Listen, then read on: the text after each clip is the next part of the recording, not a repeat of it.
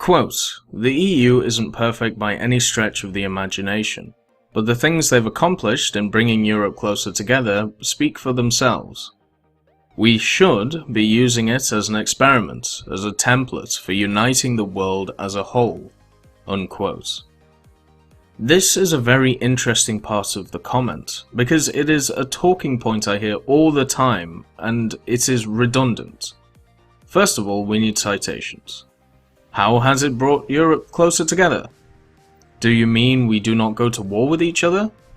Could that be just due to the fact that we have seen twice the atrocities caused by a European war? No, of course not. It's because of the European Union, which started out as a common trading agreement. I would contest saying, because we have so much information about the First World War and the Second World War, we can understand as a collective race that world wars are a terrible idea. That is not down to the European Union. I would need further clarification on how the EU has brought us closer together, because an argument could be made it would have happened naturally with the birth of the internet and the understanding of other people's cultures.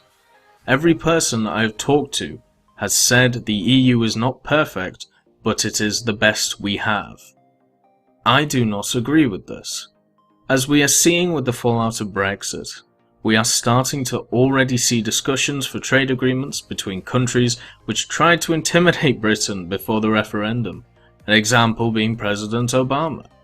We have also seen the fall in the FTSE 100, but it is already rising higher than levels we saw earlier in the year. We are seeing larger falls in other EU countries, showing how dependent they were on Britain.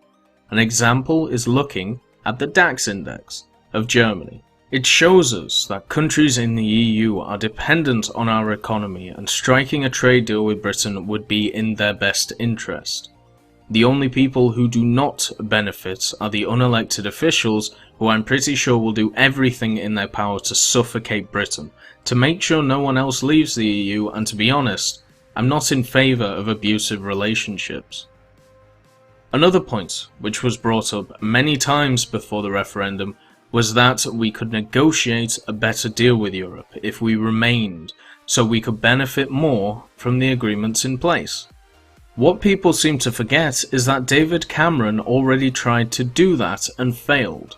On some issues he brought up, such as asking for Britain to be able to set its own employment directives, basically letting the country decide what it needs workers for, the EU's response was to show him the door, as nothing was finally agreed on, so therefore the original EU legislation sits in place which cannot be repealed or even questioned.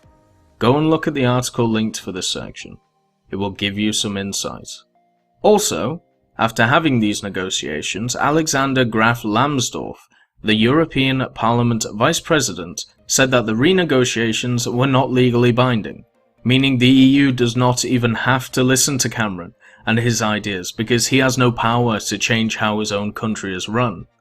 The Prime Minister of Great Britain had no power to even negotiate what laws are being passed for his country. Just think about that. That sounds extremely authoritarian to me, and something I do not agree with.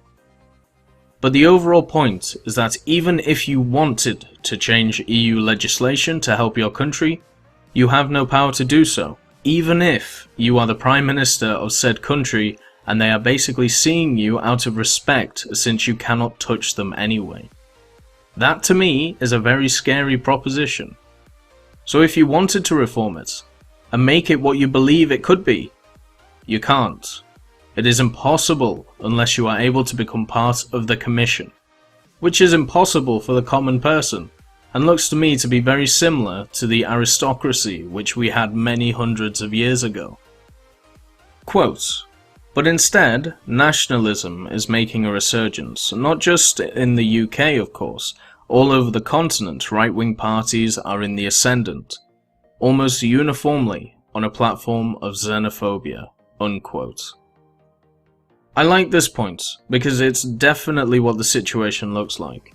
What no one seems to consider on the Remain side is why people view it like this, or why far right-wing parties are on the rise. Am I personally happy that this is happening? No, but I can understand why it's happening. If you push the general public so far to one way of thinking, there will always be a counter-movement which is as extreme in the opposite direction.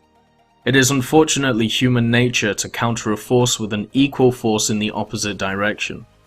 What we have seen in Europe is a travesty, and that is really the only word I can use. The mishandling of the refugee crisis has shown the issues we have from an overarching superpower. Now, I don't think anyone would disagree with me when I say we should help people who are caught up in war zones who do not want to be there. We should help, send aid, and if that does not work, we should offer our hand as we did for the refugees to come to Europe, and once the war is over, help them build up their lives once again from where they are from. What we have had in Europe was basically an open door policy to anyone who wanted to come in. Now, this is not what was written down in the agreement to help the refugees, but it is the reality of the situation. Words on paper do not always translate to actions, and the phrase "the road to hell is paved with good intentions" comes to mind. It is great to believe we are helping people get away from war. It is a great lie. The reality is that we are helping many Syrians, but what we are also doing are for some reason letting in what are deemed as economic migrants.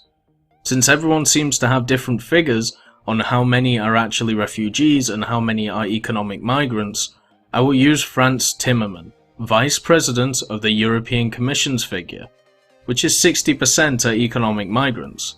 So the majority of people we are helping, we are doing under false pretenses. These are the official numbers, which do not take into account how many have come illegally, abusing the policy which the EU itself set up. The main issue I have with all of this is not the amount of people coming in, but the fact that they will never leave.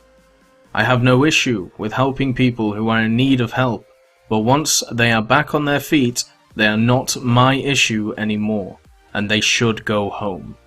Imagine a hospital, where once the patients feel better, they do not leave, they decide to stay. Where are the sick going to go? TLDR did an interesting video on migration, which will be linked here in the blog post. I would strongly recommend watching it. So when you have a government body which has enforced a policy which is against the common interests of the population, it does not surprise me people go to the extreme to solve it, because they are the only people who are even discussing the fact that there is an issue. As I said before, there are certain cultures in this world which do not mix together, and we are seeing them set a foot in the door in Europe. And the only people who are even discussing it are labelled as racists and extremists. Because of this, we will see the death of European cultures, because we cannot even discuss issues without being shouted down by people and being labelled as xenophobic.